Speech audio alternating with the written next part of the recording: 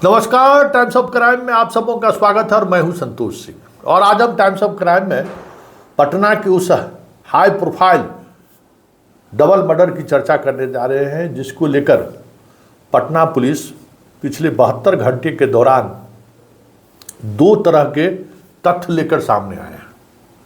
जिस दिन घटना घटी थी पाटलिपुत्रा थाना क्षेत्र में बुजुर्ग दंपति की हत्या मामले में, घटनास्थल पर मौजूद एएसपी ने सीधे तौर पर कहा था कि नहीं कोई घटना मतलब कोई बाहरी तत्व नहीं आया है, अंदर में अपने में ही विवाद हुआ है और उसी में हत्या हुई है, कोई मतलब बाहरी तत्व नहीं है, कोई लूटपाट का मसला नहीं है। आज उस मामले में पटना एसएसपी ने खुलासा किया है, डीआईजी मिश्रा ने।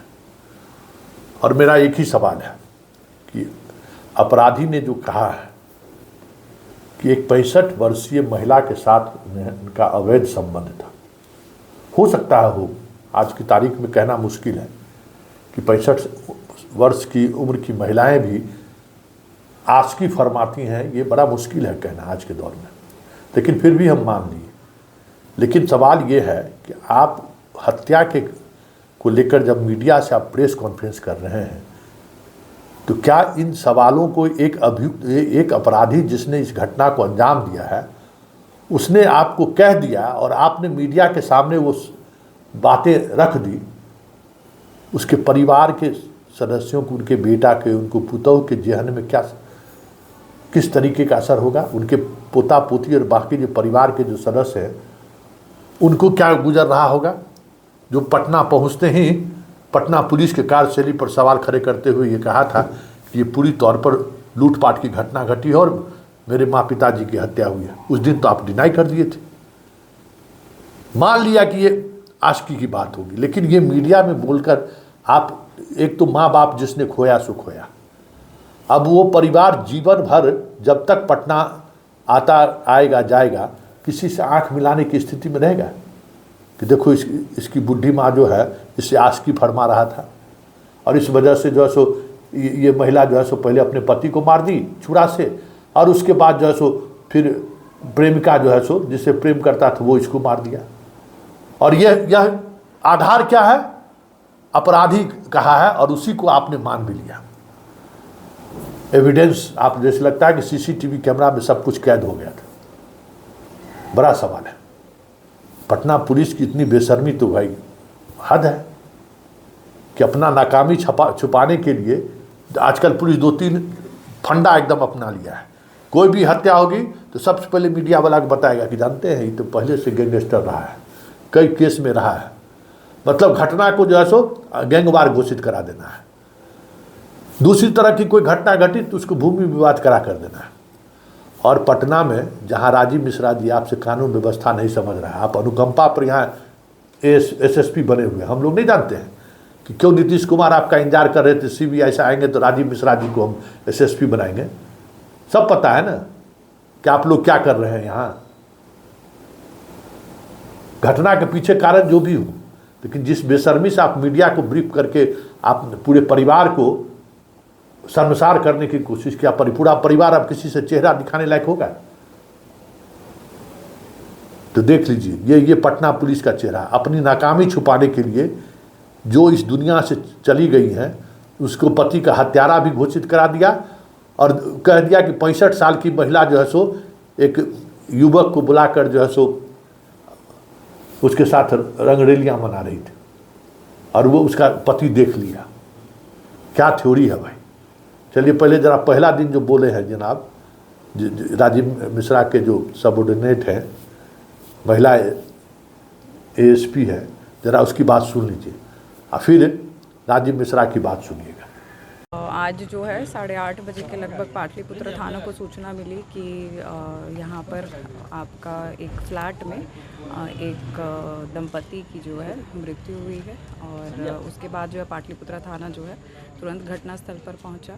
इसमें अभी तक जो है आसपास पूछताछ करने के बाद और घटनास्थल का निरीक्षण करने के बाद कुछ जो तथ्य सामने आए हैं उसमें है कि 12:30-1 बजे के आसपास जो है नीचे जो रेंटर रहते हैं उनके द्वारा जो है पति पत्नी में विवाद था, उसका जो है आवाज़ें काफ़ी तेज़ आ रही थी। उनके द्वारा ये भी बताया गया कि जो है पहले भी जो है पति पत्नी में काफ़ी लड़ाई झगड़ा होते रहता था। घटनास्थल का हम लोगों ने निरीक्षण किया है।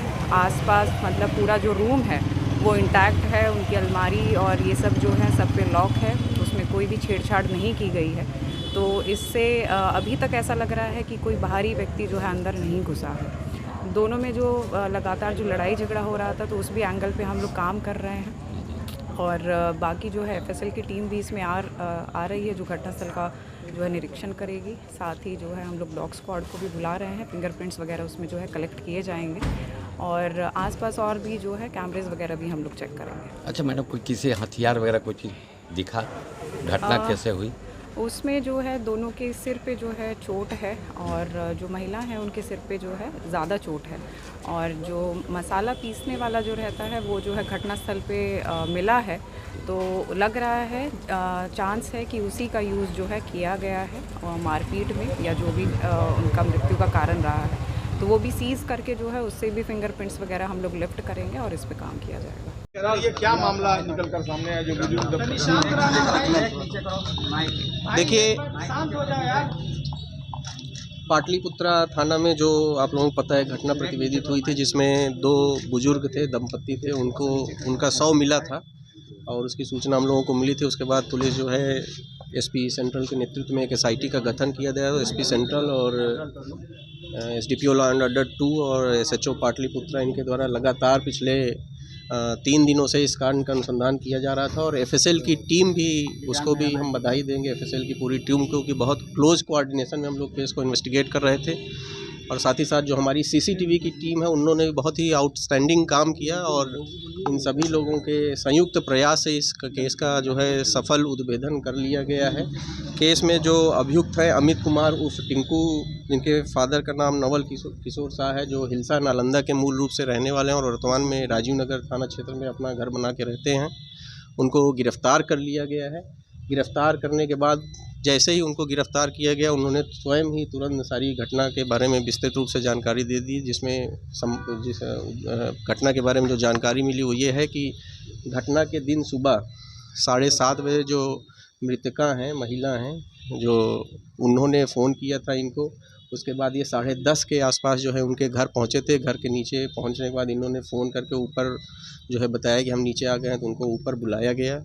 उसके बाद ये घर के अंदर गए थे। अभी तक पूछताछ के क्रम में जो बताया है इन्होंने कि इनका जो मृतक महिला है उनके साथ जो है अवैध संबंध था और उस अवैध संबंध में उसी क्रम में जो है उनके जो पति थे उन्होंने देख लिया। तो पहले जो है जो अभियुक्त है उन्होंने और महिला ने मिलकर पति को, इन्होंने जो है मुंह पर तकिया रखा था वहाँ, उसको रख दिया और उसके बाद महिला द्वारा उनके जो है सीने में एक चाकू मारा गया। उसी क्रम में उनकी मृत्यु हो गई। उसके बाद महिला जो है चाकू किचन में रख के साफ़ कर रही थी, तो फिर इनको डर हो गया कि इसमें हम भी फंस जाएंगे। उसके बाद इन्होंने जो चाकू से, उसी चाकू से महिला का गला काट दिया और जो ये बता रहे हैं और एफएसएल ने जो ऑब्जर्वेशन किए थे, हम लोगों ने जो घटना स्थल का भ्रमण किया था, वो चीज़ें काफ़ी मैच कर रही हैं। उसके बाद जब वो महिला गिर गई तो इसके बाद इन्होंने जो वहाँ मूसल वगैरह रखे थे उससे सर पे काफ़ी प्रहार किया।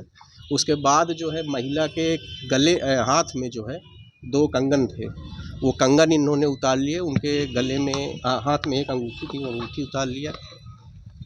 जो बेडरूम था उस बेडरूम में, क्योंकि जब ये पहुँचे तो उसके पूर्व महिला स्नान वगैरह कर चुकी थी, तो उन्होंने गले की चेन उतार के रखी हुई थी, वहाँ 2 चेन रखी थी, वो चेन इन्होंने ले ली और बगल में एक अलमारी में चांदी के कुछ कटोरियाँ थी, 1-2, वो एक पान का पत्ता और एक कैमरा रखा हुआ था, वो इन्होंने उठा लिया और उसके बाद ये घर से बाहर निकल गए, अपनी दुकान में गए।